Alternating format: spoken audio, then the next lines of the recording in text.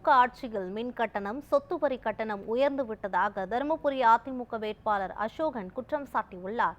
தருமபுரி அதிமுக வேட்பாளர் அசோகன் தீவிர வாக்கு சேகரிப்பில் ஈடுபட்டு வருகிறார்.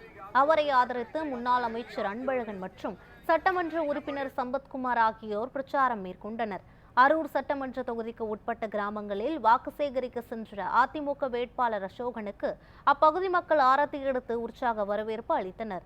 இதன் பின்னர் பரப்புரை மேற்கொண்ட அசோகன் திமுக பொறுப்பேற்ற நாளிலிருந்து மின் கட்டணம், சொத்து வரி போன்ற பல்வேறு துறைகளின் விலைவாசி உயர்ந்துவிட்டதாகவும் குற்றம் சாட்டினார்.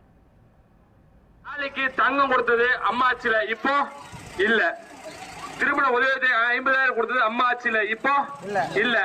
கர்ப்பிணி பெண்களுக்கு 18,000 கொடுத்தது அம்மா ஆட்சியில, இப்போ இல்ல. ஸ்கூல் போற பசங்களுக்கு லேப்டாப் கொடுத்தது அம்மா ஆட்சியில, இப்போ இல்ல. சரி, 1000 ரூபாய் கொடுக்கறேன், 1000 ரூபாய் எல்லாத்துக்கும் கொடுத்துட்டாங்களா? சரி, கொடுத்தாங்கன்னே வச்சுக்கிறேன் நான், கொடுங்க. ஆனா அரிசி ஒரு சிப்போ 850 ரூபாய், இப்போ 1850 ரூபாய் இருக்குது.